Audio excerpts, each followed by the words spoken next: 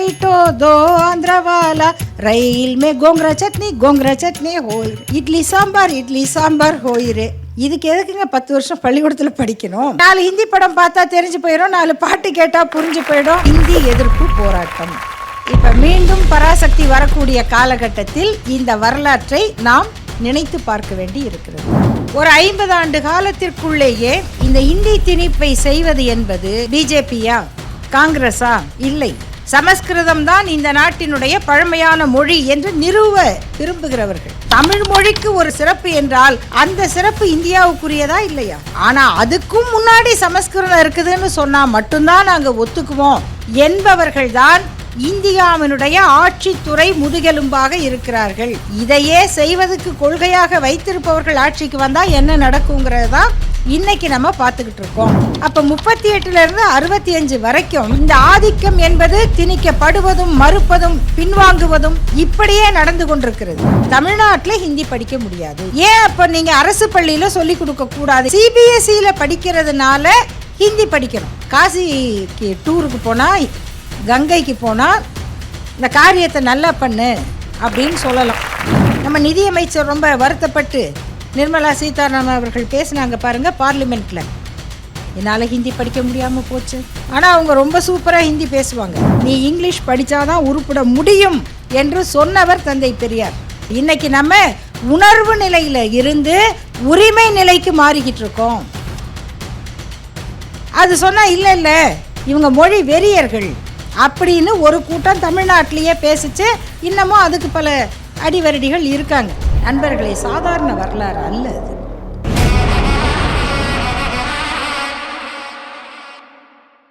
அனைவருக்கும் வணக்கம். தீ பரவட்டும். இன்றைக்கு தமிழ்நாட்டில் மீண்டும் ஒரு புதிய சுடர் பற்றி கொண்டிருக்கிறது. இந்த நேரத்தில் வரலாற்றை நாம் ஒரு 50 ஆண்டுகளுக்கு பின்னால் சென்று, இன்னும் சொன்னால் ஒரு நூற்றாண்டு போராட்டத்தை மறு ஆய்வு செய்யக்கூடிய ஒரு வாய்ப்பை பெற்றிருக்கிறோம். முதல்ல இதெல்லாம் பழைய கதை இல்லையா? தீ பரவட்டும் அப்படிங்கிறதே ஒரு பழைய போராட்டத்தின் பெயர். இன்னைக்கு நமக்கு இது எதுக்கு? இது ஒரு முக்கியமான கேள்வி. இந்த கேள்வி நமக்கு மட்டுமல்ல, உலகம் முழுக்க மனிதர்களுடைய இயல்பு ஒன்று உண்டு. 1955 75 வரைக்கும் மிகப்பெரிய ஒரு போரை சந்தித்த நாடு வியட்நாம்.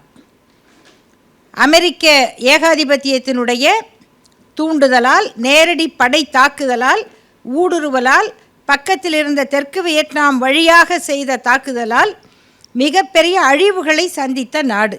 அந்த நாட்டில் நடந்த மக்கள் போராட்டம், ஆயுத போராட்டம், அந்த போராட்டத்தின் வெற்றிக்கு பிறகு 1975 ஆண்டில் முற்றுமாக அமெரிக்க படைகள் பின்வாங்கிவிட்டன.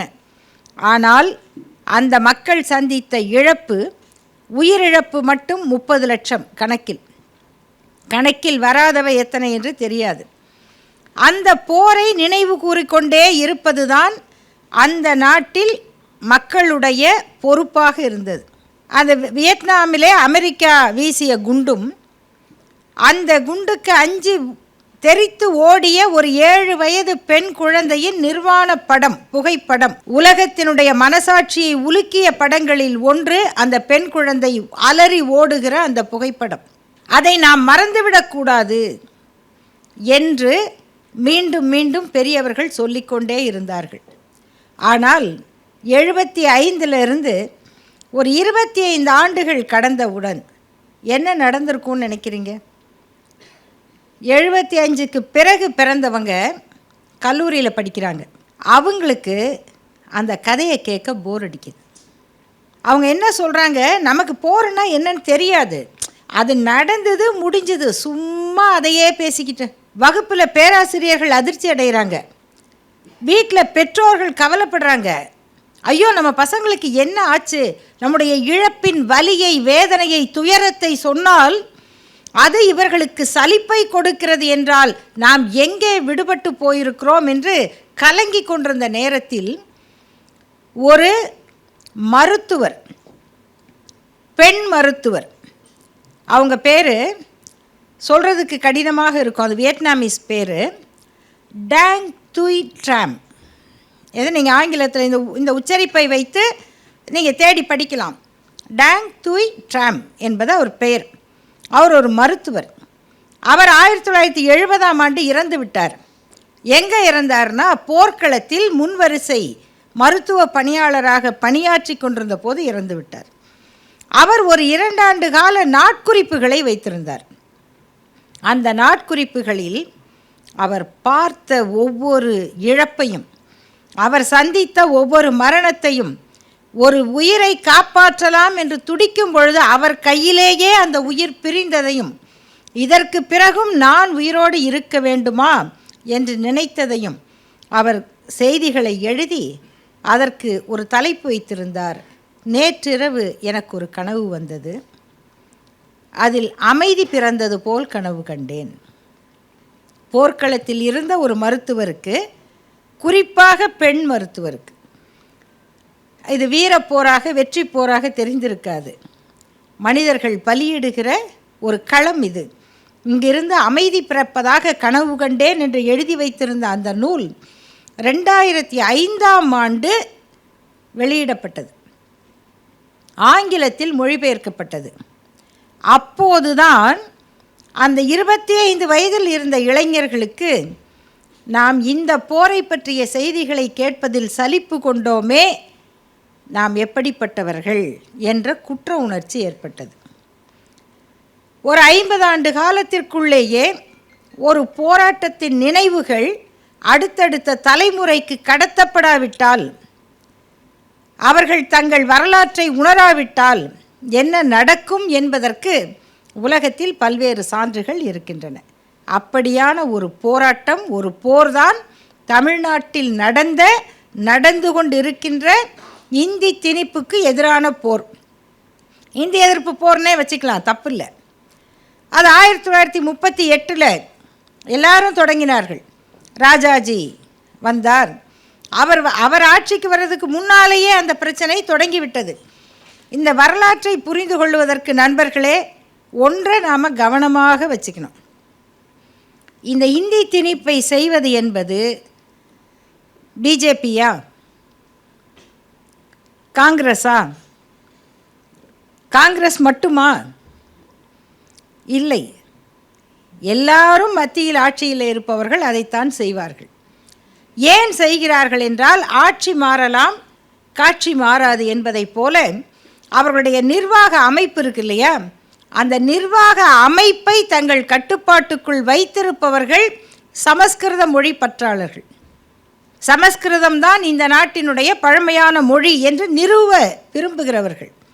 அது உண்மை இல்லை என்று சொன்னால் கூட, இல்லை நாங்கள் அப்படி தான் சொல்லுவோம், நீங்கள் அதை நம்பணும், அதை ஏற்றுக்கணும், அப்போ தான் நம்ம ஒற்றுமையாக இருப்பதாக பொருள்.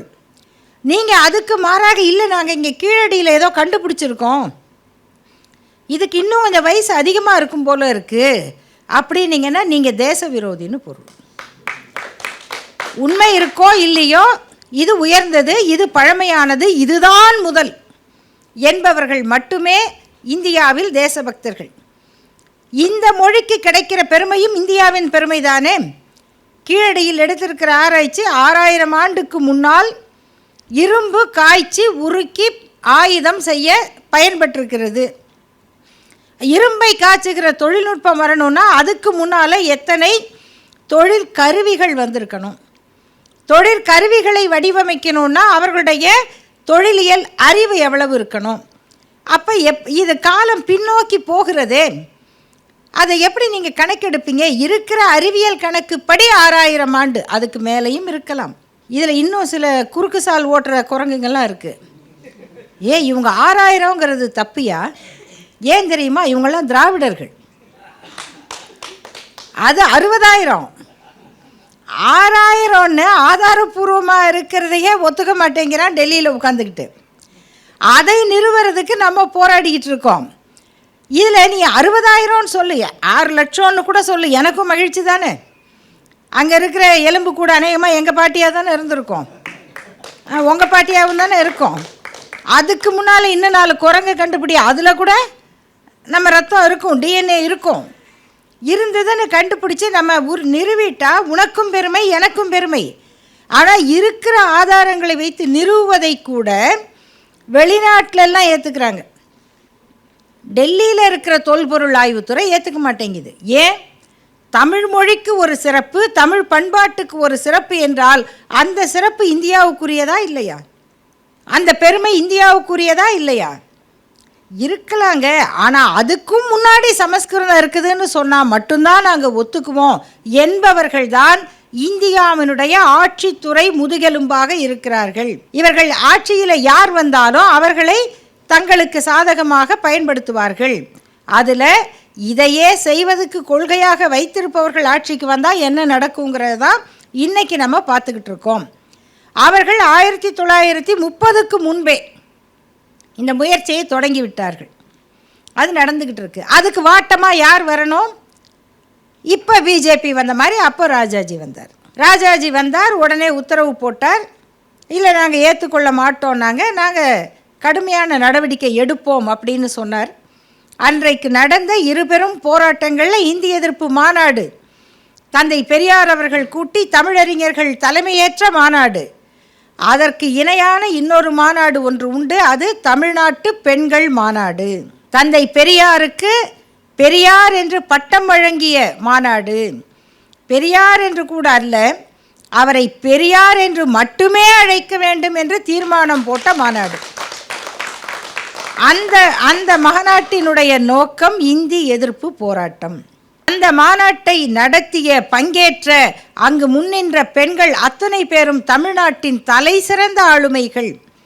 மறைமலை அடிகளாருடைய மகள் நீலாம்பிகை அம்மையார், சீர்திருத்த தலைவர்களில் முதலிடம் பெற்ற டாக்டர் தர்மாம்பாள், போராளி புரட்சிக்காரராக வாழ்ந்த மூவலூர் ராமாமிர்த அம்மையார், தாமரை கண்ணி அம்மையார், நாராயணி அம்மையார், பண்டிதர் நாராயணி அம்மையார், பாவலர் பாலசுந்தரத்தின் மனைவியான பட்டம்மாள் பாலசுந்தரம் அவர்கள், டாக்டர் தர்மாம்பாளுடைய மருமகள்கள், 2 மருமகள்கள், கிட்டத்தட்ட நண்பர்களே 72 பெண்கள் சிறைக்கு போகிறார்கள். அதில் பல பேர் சிறுவர்கள். அதில் டாக்டர் தர்மாம்பாள் அவர்களுடைய 2 மருமகள்கள், அவர்கள் ஒரே நேரத்தில் சிறைக்கு போகிறார்கள் இந்தி எதிர்ப்புக்காக. அதில் ஒருவருக்கு 2 குழந்தைகள், கொஞ்சம் பெரிய குழந்தை ஒன்று, சின்ன குழந்தை ஒன்று. சின்ன குழந்தை ஆண் குழந்தை. அவர் சிறைக்கு போகிறார். உள்ளே அனுமதிக்க வேண்டிய நீதிபதி மேஜிஸ்ட்ரேட் சொல்லுகிறார், சிறை விதிகளின்படி ஒரு குழந்தையைத்தான் நீங்கள் உள்ளே எடுத்துக்கொண்டு போக முடியும். என்ன செய்வது? குழந்தையை திருப்பி அனுப்ப முடியாது, சின்ன குழந்தை. அவர் யோசிப்பதற்குள் பக்கத்தில் இருந்த பட்டம்மாள் அந்த குழந்தையை வெடுக்கென்று தூக்கி இடுப்பிலே வைத்து கொண்டு, இது என் குழந்தை, நான் உள்ளே போகிறேன்னு. மேஜிஸ்ட்ரேட்டுக்கு தெரியும், ஒன்றும் சொல்ல முடியாது. அது ஏதோ அப்போது பிறந்த நல்ல குழந்தையாக இருந்ததுனால பேசாமல் போயிடுச்சு. இப்போ என்ன? No, that's not my mother அப்படின்னு சத்தம் போட்டு சொல்லிடும் இல்லையா? அந்த குழந்தை பேசாமல் சிறைக்கு போய்விட்டது. அந்த அம்மையார் யார்? அந்த பட்டம்மாள் வெளியில் வந்தார். வந்து அவங்க குழந்தைய அவங்க வீட்டில் கொடுத்துட்டு சும்மா போகலை, திரும்ப தன் சொந்த குழந்தையை எடுத்துக்கொண்டு சிறைக்கு போனார் 2வது முறையாக. அந்த பட்டம்மாள் யார்? அந்த பாவலர் பாலசுந்தரம் யார் என்றால், பராசக்தி திரைப்படத்தின் மூலக்கதையை எழுதியவர் பாலசுந்தரம், பாவலர் பாலசுந்தரம். இப்போ மீண்டும் பராசக்தி வரக்கூடிய காலகட்டத்தில் இந்த வரலாற்றை நாம் நினைத்து பார்க்க வேண்டி இருக்கிறது. நண்பர்களே, சாதாரண வரலாறு அல்ல அது. மிக பெரும் தலைவர்கள் என்று பட்டியலிடப்பட்டவர்களில் NVN என்று இனிஷியலால் அடையாளம் காணப்பட்டவர் NV நடராசன் அவர்கள். அவருடைய மனைவி புவனேஸ்வரி அம்மையார் சிறைச்சாலைக்கு போகிறார். சும்மா வாங்க கோயிலுக்கு போகலான்னு அவர் கூப்பிடுறார். அந்த அம்மாவுக்கு ஒரு சந்தேகம், இவர் கோயிலுக்கு கூப்பிட மாட்டாரே, வீட்டில் பூஜை நடக்குது. இருந்தாலும் அவங்க அந்த அம்மாவுக்கு தெரியுது, அவங்க சொல்கிறாங்க, அவர் கூப்பிடும்போதே எனக்கு தெரியும், ஏன்னா அவர் கோயிலுக்கு கூப்பிட மாட்டார். சரி பரவாயில்லன்னு சொல்லிட்டு தான் நான் வந்தேன், பையனை எடுத்துக்கொண்டு வருகிறேன், கோயிலுக்கு போகலாம் என்று சொல்லிவிட்டு நேராக போராட்டத்துக்கு வந்தவர்களோடு அழைத்து சென்றார். ஏறியான்னு கேட்டார். நானும் முழக்கம் போட்டேன். வண்டியில் ஏற்றி விட்டார்கள். ஏற்றி விட்டு திரும்பி பார்த்தா ஆளை காணோம். அடுத்த அணியை கூட்டிகிட்டு வர்றதுக்கு போயிட்டார். அவர்கள் சிறைச்சாலைக்கு போய்விட்டார்கள். அந்த குழந்தை, ஆண் குழந்தை, சிறுவன், அந்த குழந்தைக்கு சிறைச்சாலையிலே உடல்நலம் சரியில்லாமல் போகிறது. நல்ல உணவு கொடுக்க முடியவில்லை, பால் கொடுக்க முடியவில்லை. அந்த நேரத்தில் அவங்களுக்கு கோபம் வேறு, சாப்பாடு சாப்பிடக்கூடாதுன்னு நினைக்கிறாங்க சிறைச்சாலையில். ஏன்னா ராஜாஜி சொன்னாராம், முதல்வராக இருந்து கொண்டு, எதுக்கு இத்தனை பெண்கள் ஜெயிலுக்கு போயிருக்காங்களே அப்படின்னு கேட்டால், வீட்டில் நல்ல பால் சாப்பாடு இல்லாதனால ஜெயிலுக்கு வந்திருக்காங்க, நல்ல சாப்பாடு சாப்பிட. இதை கேட்டு சிறைச்சாலையில் இருந்த பெண்களுக்கு இந்த உணவை நாம் சாப்பிட வேண்டுமா என்று கோபம். அந்த நேரத்தில் அந்த குழந்தைக்கு உடல்நிலை சரியில்லாமல் போகிறது, இரத்த பேதியாகிறது. இரத்த பேதினா அது பிழைப்பது கடினம் அந்த காலத்தில். அப்படிப்பட்ட நிலையில் அந்த குழந்தையை சிறைச்சாலை அதிகாரிகளும் மற்ற கைதிகளும் சேர்ந்து பார்த்து பராமரித்து காப்பாற்றுகிறார்கள். அந்த அம்மா சொல்கிறாங்க, என் பையனை உயிரோடு வெளியில் கொண்டு போவனான்னு எனக்கு தெரியாது, அந்த நிலைமையில் தான் என் பையன் இருந்தான். வெளியில் வந்துட்டாங்க. வந்த பிறகு அந்த சிறுவன், அந்த இளைஞன், அந்த மகன் வளர்ந்து 1965ஆம் ஆண்டு இந்திய எதிர்ப்பு போராட்டத்தில் ஈடுபட்டு சிறைக்கு போகிறார். அவர் பேர் தான் NVN சோமு. அவர் பின்னாளில் மத்திய அமைச்சரானார். மகன் சிறைக்கு போகும்பொழுது அந்த தாயை கேட்கிறார்கள், நீங்கள் என்ன நினைக்கிறீங்கன்னு. அவங்க சொல்கிறாங்க, நான் சிறைச்சாலையில் கொடுத்த உணவு தமிழ் உணவு, நான் கொடுத்த பால் வீணாகவில்லை, என் மகன் மீண்டும் அந்த வரலாற்றை நிறுவி இருக்கிறான் என்று பெருமையோடு சொல்லுகிறார்கள் 65. அப்போ 38லேருந்து 65 வரைக்கும் இந்த ஆதிக்கம் என்பது திணிக்கப்படுவதும் மறுப்பதும் பின்வாங்குவதும் இப்படியே நடந்து கொண்டிருக்கிறது. அதனுடைய உச்சம் 1965. அந்த நிலையில் தொடங்கிய கட்டுக்கடங்காத போராட்டம். அந்த போராட்டத்தை பற்றி பல்வேறு செய்திகள் உண்டு, ஏராளமான உணர்ச்சிகரமான. இங்கே குறிப்பிட்ட ஒவ்வொரு வரலாறும் நாம் நினைத்து பார்க்க முடியாத வரலாறு. அதெல்லாம் அந்த வயது இளைஞர்கள், மாணவர்கள் திரண்டால் என்ன நடக்கும் என்பதை அதற்கு முன்னால் வங்காளதேசம் பார்த்தது. பாகிஸ்தான் பிரிவினைக்கு பிறகு உருது மொழிதான் அனைவருக்கும் தாய்மொழியாக இருக்க வேண்டும் என்று பாகிஸ்தான் அரசு உத்தரவிட்டதால் அதை எதிர்த்து வங்காளிகள் போராடினார்கள். அந்த போராட்டத்தில் பல பேர் காவல்துறையின் தாக்குதலுக்கு பலியாகி இறந்தவர்கள். இப்படி மொழியை காக்க இறப்பது என்ற போராட்டம் தொடங்கிவிட்டால் மாணவர்களுடைய படையை கட்டுப்படுத்த முடியாத நிலையும் இருந்தது. அந்த நிலையில் பேரறிஞர் அண்ணா அவர்கள் மிக கடுமையான ஒரு முயற்சி எடுத்து மாணவர்களை சமாதானப்படுத்தி அந்த போரை முடிவுக்கு கொண்டு வந்தார். அந்த போராட்டத்தில் நண்பர்களே, இளைஞர்கள், மாணவர்கள் உயிரை துறந்திருக்கலாம், ஆனால் அதற்கு துணையாக நின்றவர்கள், அந்த மதிப்பை உணர்ந்தவர்கள் மிக பெரும் தலைவர்கள். தம்பி லெனின் அவர்கள் சொன்னார், அண்ணா அவர்கள் அந்த உடலை சுமந்து சென்றார். நடராசன் ஏன் சிறைச்சாலையிலே இறந்தார் என்பது சட்டமன்றத்தில் விவாதமாகிறது. அந்த நேரத்தில் சட்டமன்றத்திலே உரிமைக்காக குரல் கொடுத்து நடராசனுக்காக பேசியவர், அவர் விருப்பப்படி அவருடைய உடலுக்கு கருப்பு சிவப்பு கொடியை போர்த்த வேண்டும் என்று அதை நிறைவேற்றியவர் யார்? ராஜா சர் முத்தையா செட்டியார். இவர்கள் இன்றைக்கு நாம் பார்க்கிற அவர்களுடைய வாழ்க்கை வரலாறுகள் வேறு. ஒவ்வொருவரும் அவர்கள் நிலையிலே இருந்து தமிழ்நாட்டினுடைய உரிமையை பேசும் பொழுது இது தமிழ்நாட்டுக்கு என்ன தேவை என்பதை உணர்ந்திருந்தார்கள் என்பதற்கு இன்னொரு எடுத்துக்காட்டு, அரசியல் சாசன விவாத சபையில் டிடி கிருஷ்ணமாச்சாரி, அவரை பற்றி நிறைய செய்தி இருக்குது. தமிழ்நாட்டிலிருந்து சென்ற தேசிய இயக்கத்தோட தலைவர். அங்கே சொல்கிறாங்க கான்ஸ்டியூஷன் அசம்பிளியில், இல்லை ஹிந்தி தான் வேணும், நீங்கள் ஒத்துக்கிறீங்களா இல்லையா? அவர் சொல்கிறார், இங்கே சொல்லிடுவீங்க, சொல்லிவிட்டு நாங்கள் தமிழ்நாட்டுக்கு திரும்பி போகிறதா இல்லையா? அந்த அச்சத்தை, நீங்கள் எங்கள் உரிமையை விட்டு கொடுத்து விட்டால் இந்த மண்ணில் நீங்கள் கால் பதிக்க முடியாது என்ற அச்சத்தை தலைவர்களுக்கு உருவாக்கிய போராட்டம் இந்திய எதிர்ப்பு போர். அந்த தியாக சுவடுகளை, தழும்புகளை இன்றைக்கு நாம் திரும்பி பார்க்கிறோம், பார்க்க வேண்டும்.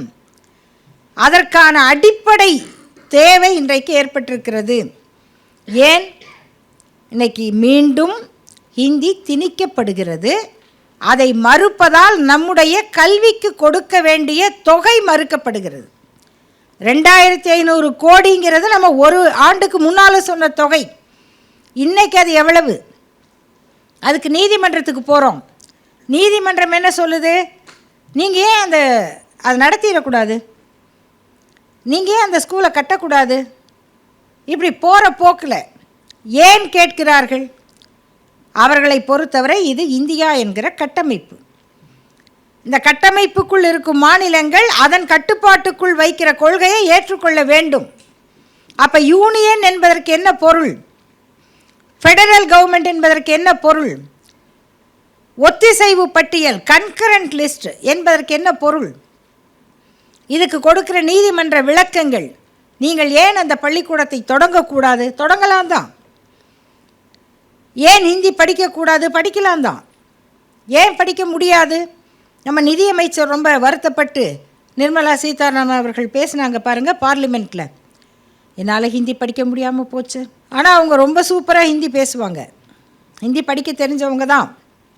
ஆனால் ஏன் என் ஹிந்தி அவ்வளோ நல்லா வரலன்னு சொன்னால், தமிழ்நாட்டில் ஹிந்தி படிக்க முடியாது. ஏன் படிக்க முடியாது? பல லட்சக்கணக்கானவர்கள் படித்து கொண்டு தான் இருக்கிறார்கள். அப்போ ஏன் நம்ம சொல்கிறோம்? ஒரு கேள்வி வருது, தனியார் பள்ளியில் சொல்லிக் கொடுக்குறாங்களா இல்லையா? சிபிஎஸ்சியில் சொல்லிக் கொடுக்குறாங்களா இல்லையா? ஏன் அப்போ நீங்கள் அரசு பள்ளியில் சொல்லிக் கொடுக்கக்கூடாது? இது ஒன்று தான் வித்தியாசம். என்ன வேறுபாடு?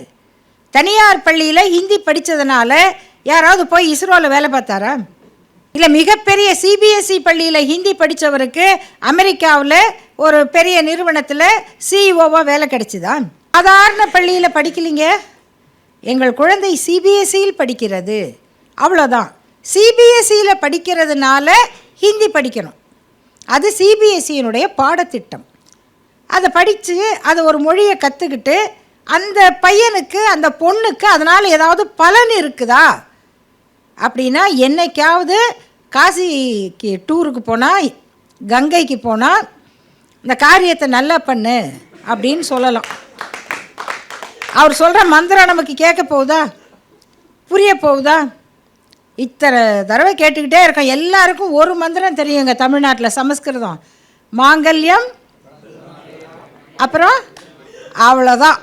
இது போதும் இல்லை, தாலி கட்ட போகிறாங்கன்னு தெரிஞ்சிருச்சா? அவ்வளோதானங்க இதுக்கு பொருள். இதுக்கு யாராவது 10 ஆண்டு படித்து 40 மார்க் வாங்குவாங்களா? நாங்கள் ஸ்கவுட் அண்ட் கைட்ஸ் அப்படின்னு ஒரு அமைப்பு இருக்குது, பாரத சாரணியர். அதில் சாரணியர் இயக்கத்தில் இருந்தேன் நான். அந்த சாரண இயக்கத்துக்கு ஒருத்தர் தேர்தலில் போட்டி போட்டு பெருவெற்றியெல்லாம் பெற்றார் பார்த்தீங்களா? அதுதான். ஆமாம். அதில் நாங்கள் டெல்லிக்கெல்லாம் போயிருக்கோம். டெல்லிக்கு போய் ஜனாதிபதி குடியரசுத் தலைவரிடம் சான்றிதழ் வாங்கிறது, அதுதான் அதனுடைய உச்சகட்ட நிலை பள்ளி பருவத்தில். அதுக்காக நாங்கள் போய் திரு நீலம் சஞ்சீவ் ரெட்டி அவர்கள்ட்ட பரிசு வாங்கினோம். அப்போ இந்திரா காந்தி அம்மையார் வீட்டுக்கெல்லாம் போய் பார்த்தோம். இது அரசு பள்ளியில் கிடைச்ச வாய்ப்பு எனக்கு, அதையே நான் சொல்லிடுறேன். முழுக்க அரசு பள்ளியில் படித்த நாங்கள் இந்த வாய்ப்பை எல்லாம் பெற்றோம். அப்போ ரயிலில் போகும்பொழுது பிற மாநிலத்து மாணவர்களும் வருவாங்க. அப்போ ஒரு பாட்டு பாடுவாங்க. என்ன பாட்டுன்னா, ரயில் மே சனனன சனனன ஹோயிரே. ரயிலில் நிறைய ஜனங்க போகிறாங்க, இதுதான் பாட்டு. அதுக்கு என்ன பாட்டு? ரயிலில் எல்லாம் போகிறாங்க, அவ்வளோதானே. அங்கே என்னென்ன வருதுன்னா, ரயில் மே பைட்டோ தோ ஆந்திரா வாலா, ரயில் மே பைட்டோ தோ ஆந்திரா வாலா, ரயில் மே பைட்டோ தோ ஆந்திரா வாலா, ரயில் மே கோங்கரா சட்னி ஹோயிரு. ரயிலில் 2 ஆந்திராக்காரங்க போகிறாங்க, அதனால் கோங்கரா சட்னி போகுது. அப்போ ரயில் மே பைட்டோ தோ பஞ்சாபி, ரயில் மே பைட்டோ தோ பஞ்சாபி, ரயில் மே ஆலு பரோட்டா ஹோயிரு. எல்லாம் சொல்லிட்டுங்க, தமிழ்நாடு வருது. அப்போ மதராசின்னு அப்போ கூட சொல்லுவாங்க. ரயில் மே பைட்டோ தோ மதராசி அப்படின்னா என்ன? இட்லி கறி ஏதோ வரலாம்ல. இட்லி சாம்பார் ஹோயிரே. மெட்ராஸ்லேருந்து 2 பேர் வந்தால் என்ன வரும்? இட்லி சாம்பார் வரும். இதுக்கு எதுக்குங்க 10 வருஷம் பள்ளிக்கூடத்தில் படிக்கணும்? இதான் எல்லாருக்கும் அனுபவத்திலேயே தெரிஞ்சிடும் என்பதை ஒரு ரயில் பயணத்திலேயே நாங்கள் புரிந்து கொள்ள முடிந்தது. அதுக்கு மேலே என்ன வேணும்? ரொம்ப பெரிய வீடா, படா, இவர் சின்னவரா, சோட்டா, இவ்வளோ தானே. இது 4 ஹிந்தி படம் பார்த்தா தெரிஞ்சு போயிடும், 4 பாட்டு கேட்டால் புரிஞ்சு போயிடும். அது நம்ம ஆட்களுக்கு இன்றைக்கி எல்லாம் உலக மொழி பூரா தெரியும். அப்படி போய் தெரிஞ்சிக்க வேண்டியதானே. இதுக்கு போய் ஒரு குழந்தை 1ஆவதுலேருந்து 10ஆவது வரைக்கும் அந்த பாடத்தை படித்து தேர்வு எழுதி 40 மதிப்பெண் வாங்க வேண்டுமா? இதுதான் கேள்வி. அப்படி வாங்கினால் அதனால் பலன் இருக்குமா? அதில் இன்னொரு முக்கியமான செய்தி என்னென்னா, தனியார் பள்ளியில் அவங்க படிக்கிறாங்க, மதிப்பெண் வாங்குகிறாங்க, ஏதோ ஒன்று, அந்த மதிப்பெண் எந்த தொழிற்கல்விக்கும் எடுத்துக்கிறது இல்லை. அரசு பள்ளியில் படித்தாலும் அதே நிலைமை தான். அரசு பள்ளியில் படிக்கிற குழந்தைகள் இந்த ஆண்டு 4.5 லட்சம் பேர் சேர்ந்துருக்காங்க. அந்த 4.5 லட்சம் குழந்தைகளுடைய பின்னணி என்ன? எத்தனை பேருக்கு தமிழ் இலக்கணத்தை அப்பா அம்மாவால் சொல்லிக் கொடுக்க முடியும்? தமிழை ஒற்றுப்பிழை இல்லாமல் லகர லகர லகர வேறுபாடு சொல்லி கொடுத்து வளர்க்கிற அளவுக்கு முதல்ல பெற்றோருக்கு எவ்வளவு பேருக்கு பயிற்சி இருக்குது? 2வது ஆங்கிலம் படிக்கணும், அது உலக அறிவு. அதைத்தான் தந்தை பெரியார் சொன்னார். ஒரு கட்டம் வரைக்கும் நீங்கள் தாய்மொழி படிக்கணும், அதுக்கு மேலே ஆங்கிலம் படித்தே ஆகணும். அது படித்ததுல தாங்க இன்றைக்கி உலகத்தில் நம்ம 1வது இடத்துல இருக்கோம். தமிழ்நாட்டு மாணவர்கள், இளைஞர்கள் வெற்றி பெற்றதற்கு காரணம் ஆங்கில கல்விதான். அதுதான் அவங்களுக்கு பொறாமையாக இருக்குது. தந்தை பெரியார் சொன்னார்னா, எப்படி வீட்டில் இருக்கிற ஒரு அப்பா அவருக்கு என்ன பையனை அடிக்கணும், விளாசணும்னு ஆசையா?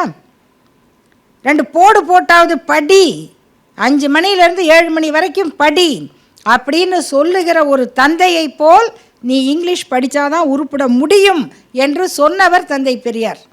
அப்படி படித்ததுனால தான் இன்றைக்கி முன்னேறி இருக்கோம். அப்போ தமிழ் படிக்கணும், ஆங்கிலம் படிக்கணும்.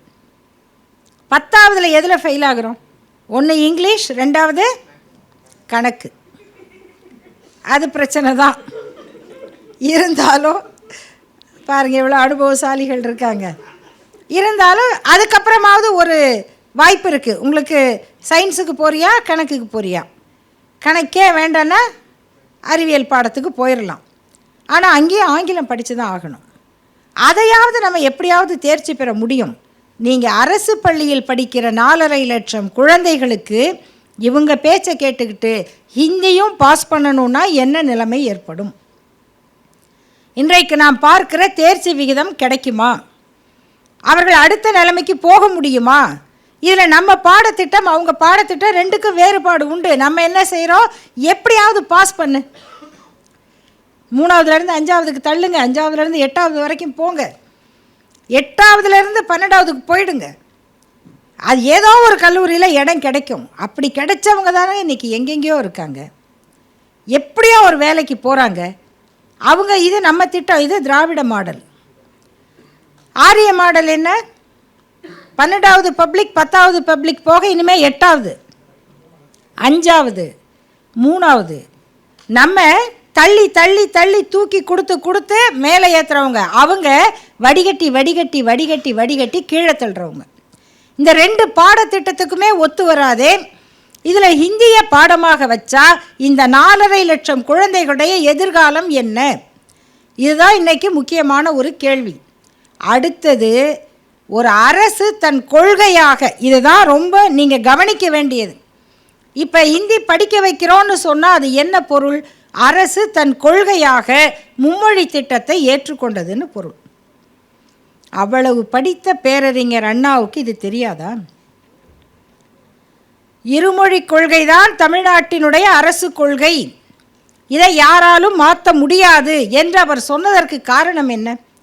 3வது மொழியை ஏற்றுக்கொண்டால் இப்போவே சட்ட புத்தகத்துக்கு பேரை மாற்றுறாங்க, நம்ம கல்வி திட்டத்துக்கு பேர் மாற்றுறாங்க. அனைவருக்கும் கல்வின்றது தானங்க எளிதானது. அதுக்கு என்ன பேர்? சர்வ சிக்ஷா. சிக்ஷா இதில் வேறு அது பலது இருக்குது. அதில் சிக்ஷா அபியான், அப்புறம் ரோஜ்கார் யோஜனாலாம் முன்னாடியே வந்துருச்சு.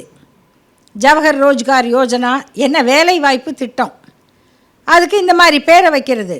கல்வி திட்டத்துக்கே சமஸ்கிருத பெயர், அது இப்போ ஹிந்தி பேர் இல்லை, சமஸ்கிருத பெயர்கள். சட்டத்துக்கு இந்தியன் பீனல் கோடுன்னு எளிதாக இருந்தது, அதை பாரதிய நியாய சங்கீதா இல்லை சம்ஹிதா, சம்ஹிதைங்கிறது சம்ஹிதா புத்தகம். நாங்கள் பார்த்தா இது வாயில் நுழையாது, பிஎன்எஸ். ஐபிசினா பிஎன்எஸ், அவ்வளோதான். நீ என்ன பேரை வேணால் வச்சுக்கப்பா, நீ வச்சுக்க, எங்களுக்கு பிஎன்எஸ் முடிஞ்சு போச்சு. அது நீங்கள் எப்படி வேணால் எழுதுங்க. மக்களுடைய ஏற்புங்கிறது ஒன்று இருக்குது. அப்போ அடுத்து என்ன நடக்கும்னா நண்பர்களே, அனைத்து போட்டித் தேர்வுகளும் இந்தியில் நடக்கும். இப்போ ஆங்கிலத்தை வெளியேற்றுறது தானே அவங்க திட்டம். ஆங்கிலத்தை வெளியேற்றினா யூபிஎஸ்சி தேர்வு எதில் நடக்கும்? அப்புறம் எல்லா மாநிலத்திலையுமே ஹிந்தியில் எழுதலாமே. இப்போ தமிழ்நாட்டிலையும் ஹிந்தி தேர்வு நடக்குமா இல்லையா? அடுத்து இந்தியில் மட்டுமே நடக்கும். ஏன்னா இன்றைக்கி நீட்டு, அப்புறம் கியூட்டு, ஐஐடிக்கு போகிறது, எய்ம்ஸ், எல்லாத்துக்கும் இன்றைக்கி ஒரே தேர்வு. அடுத்து நம்முடைய அரசு கல்லூரிகள் எல்லாத்துக்கும் வருது. அது எல்லாத்துக்கும் நீங்கள் ஹிந்தி படிக்கணும்.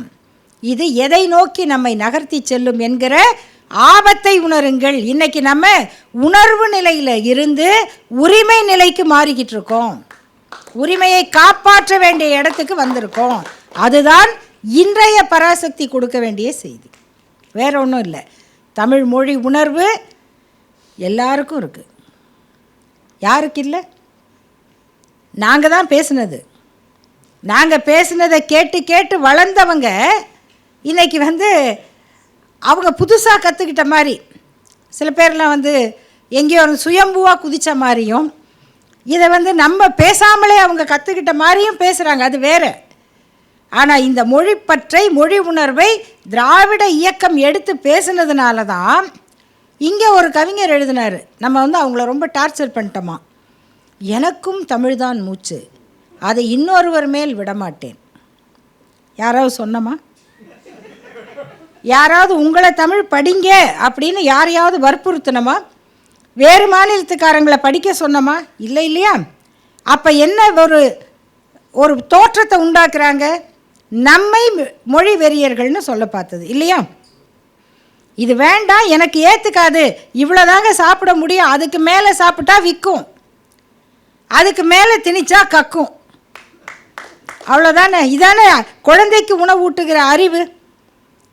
அது சொன்னால் இல்லை இல்லை இவங்க மொழி வெறியர்கள் அப்படின்னு ஒரு கூட்டம் தமிழ்நாட்டிலேயே பேசிச்சு. இன்னமும் அதுக்கு பல அடிவரடிகள் இருக்காங்க. இன்னொரு பக்கம் உண்மையிலேயே தமிழே உயிரே நறுந்தேனே, செயலினை மூச்சினை உனக்களித்தேனே, நைந்தா எனில் நைந்து போகும் என் வாழ்வும், நன்னிலை உனக்கெனில் எனக்கும் தானே.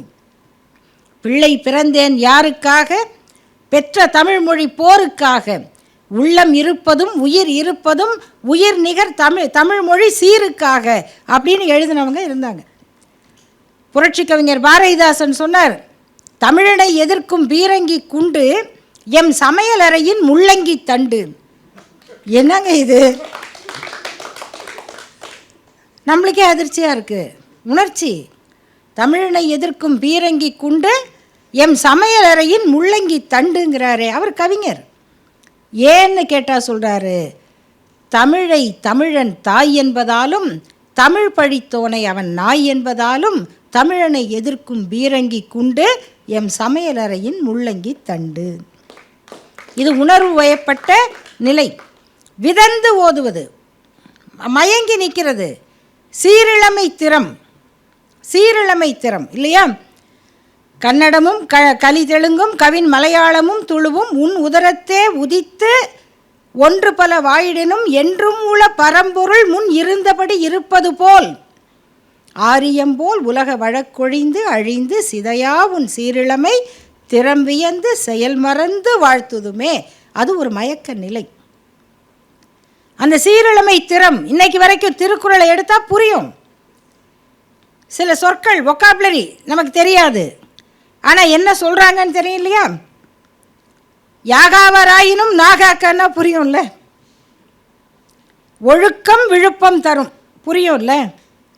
எனைத்தானும் நல்லவை கேட்க அனைத்தானும் ஆன்ற பெருமை தரும். புரியும் இல்லை? அறம் செய்ய விரும்பு, மதியாதார் வாசல் மிதியாதே, கிட்டாதாயின் வெட்டன மர. புரியும் இல்லை? இது என்னைக்கு எழுதுனது? இன்றைக்கும் புரியுதே. அதுதான் சீரிழமை திறம். இந்த இன்னைக்கும் அதை எழுத, இன்னைக்கு கம்ப்யூட்டருக்கு வருது அதே மொழி, வேறு மொழியில் கடன் வாங்கல, எழுத்து வடிவம் பெருசாக மாறல. தந்தை பெரியார் சுருக்கினார், சீர்திருத்தம் பண்ணார். இன்றைக்கி கம்ப்யூட்டரில் படிக்க முடியும். இது உணர்வு வயப்பட்ட நிலை. உணர்ச்சி கவிஞர் காசி ஆனந்தன் சொன்னார், ஆடா மயிலாய் அசையா இளங்கொடியாய். இதெல்லாம் நடக்குமா? ஆடா மயிலாய், மயில் ஆடாமல் இருக்குமா? அசையா இளங்கொடியாய், கொடி அசையாமல் இருக்குமா? இருக்காது. ஆடா மயிலாய் அசையா இளங்கொடியாய், ஓடா நதியாய் ஒரு புதிராய், நாடெல்லாம் வீசாத தென்றலாய் வீசும் தமிழ் பெருமை பேசாத வாய் பிணத்தின் வாய், புறமும் அகப்பாட்டும் இலக்கணமும் காப்பியனால் பூத்த இரவா இலக்கணத்தின் ஏடுகளும் ஆர்க்கும் சிலம்பின் அழகு தமிழ்நடையும் பார்க்காத கண் பாவக்கண், கத்து கடல் பறித்தும் கல்லாதார் தீ வைத்தும் குத்து வடமொழியின் கூர்பட்டும் இத்தனைக்கும் வாடாத செந்தமிழின் வரலாறு கேட்டு ஆடாத கால் ஆணைக்கால், வானம் அளவு உயர்ந்த மொழிக்கெல்லாம் தானம் கொடுத்த தமிழேட்டில் ஊனம் படைக்க வந்தாரா அவர் பல்லை ஓங்கி உடைக்காத கை உலக்கை. இதெல்லாம் கவிஞர்கள் உணர்வோடு பாடிய தமிழ் பெருமை. அந்த இடத்துல இருந்து ஒரு உரிமை போராட்டத்திற்கு வந்தது தான் இந்தி எதிர்ப்பு போர். எங்கள் மொழி இவ்வளவு உயர்ந்தது, நீ அதற்கு மாற்றாக வேறொரு மொழியை கொண்டு வந்து திணிக்கிறாய் என்று எதிர்த்து நின்றவர்களுடைய போராட்டம். அதில் காட்கப்பட்டது எது?